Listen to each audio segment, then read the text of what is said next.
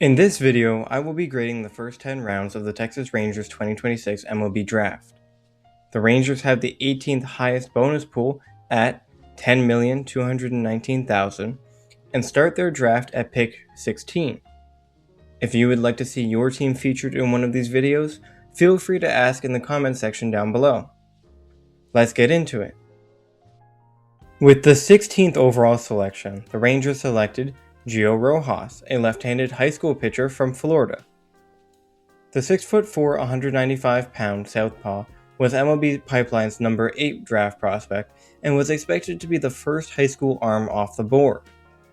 His fastball is graded at 60, touching high 90s with plenty of life and great command of the pitch. His 60-grade sweeper is said to be a true out pitch with filthy action. He also has the potential for a plus changeup, but like many in this draft, he hasn't used the pitch that much. Rojas had just a 0.58 ERA in 72 innings in his senior year of high school, only giving up 31 hits total. This guy is highly thought of by many scouts and many officials, and I don't see how I could disagree. The Rangers stole Rojas at number 16, which is why they will get an A+ grade.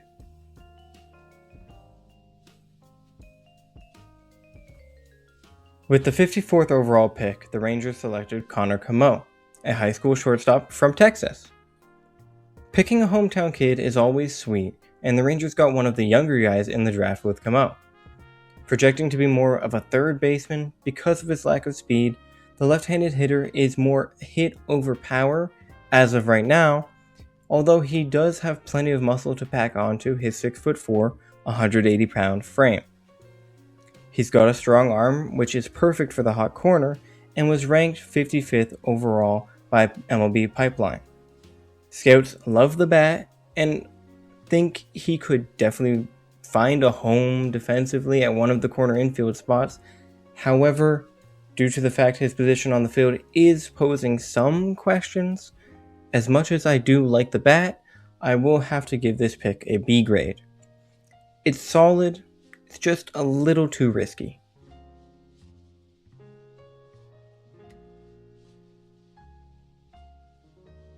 With the 89th overall selection, the Rangers picked Brody Bumila, a left-handed pitcher out of Bishop Feehan High School.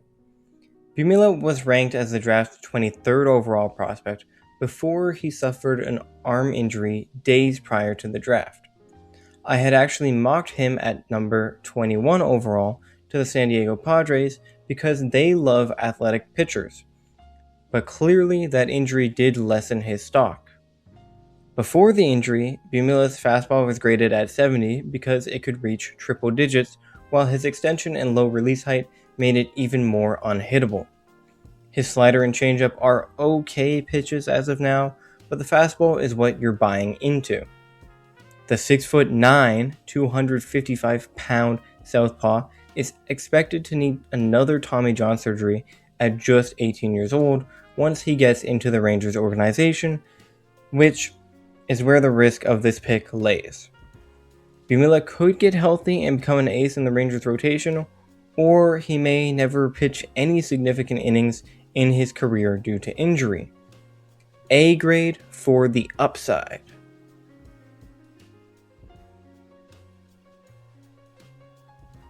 With the 117th overall pick, the Rangers selected Hudson Calhoun, a right-handed pitcher out of Mississippi State. Calhoun's fastball sits in the mid-90s, touching 98, with his high 80s cutter and low 80s slider being his potential plus secondaries. His high 70s curve and upper 80s changeup are thought to be average pitches. Calhoun had a 4.05 ERA in 46 innings pitched with 67 strikeouts, mainly coming out of the bullpen for Mississippi. Personally, I don't like the fact that Calhoun doesn't have a lot of experience as a starter. However, I do think his arsenal could give him the chance to start some games and see where it goes. I don't love the pick, especially this being the Rangers' first college player, which are typically closer to Major League ready than the high schoolers, so I'll give this a C grade.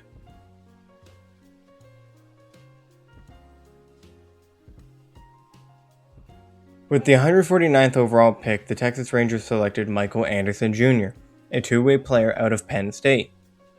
Anderson has pitched as a reliever in his career, but unfortunately did suffer a UCL tear at the beginning of the year. Before the injury, he topped out at 99 miles per hour on his heater.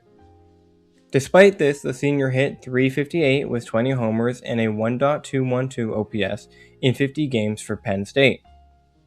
I am itching for the next two-way player in the league, and personally don't think Anderson Jr. will do it just because the Rangers will probably decide which one they want him to do more and think he will be more successful with.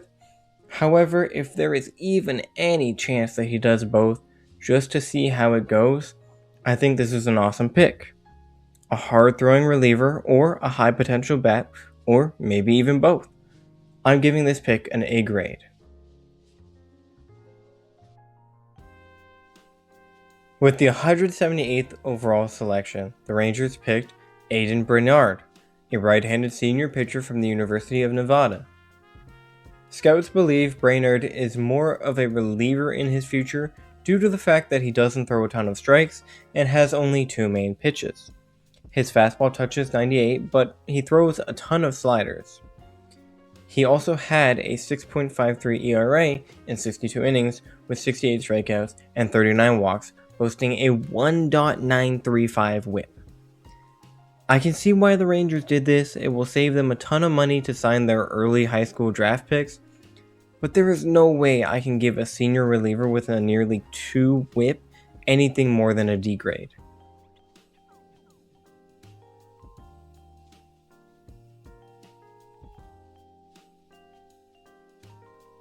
With the 207th overall pick, the Rangers selected Caden Aoki, a right-handed pitcher from the University of Georgia.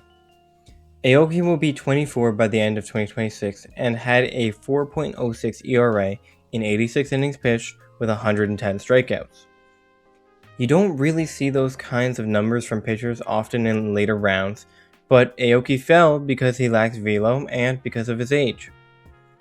His best pitch is his big breaking curveball that he can control well.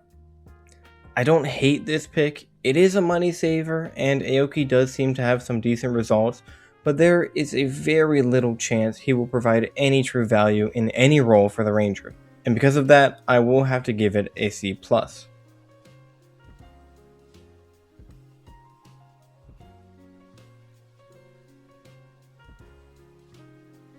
With the 237th overall pick, the Rangers selected Colby Branch, a senior shortstop from the University of Georgia. The 23-year-old is 5'11" and 200 pounds, with a very nice glove the scouts believe could be moved all around the infield.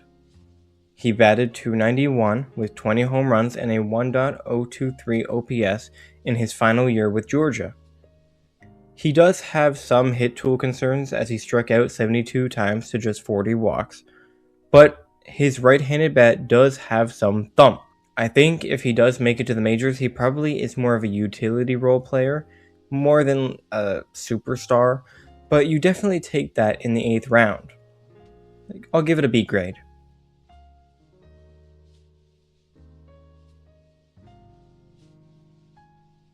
With the 267th overall pick, the Rangers selected Caden Carpenter, a senior outfielder from Utah Valley University. The lefty-lefty is 6'4", 225 pounds, and has some major power potential. He hit .338 with 17 home runs and 21 doubles, boasting a 1.173 OPS and .707 slugging percentage. He also stole 18 bases in 2026 and is said to have a plus arm in the field.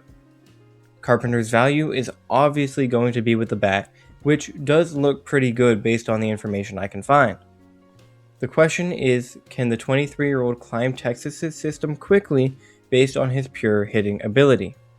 I like this pick, B+ grade.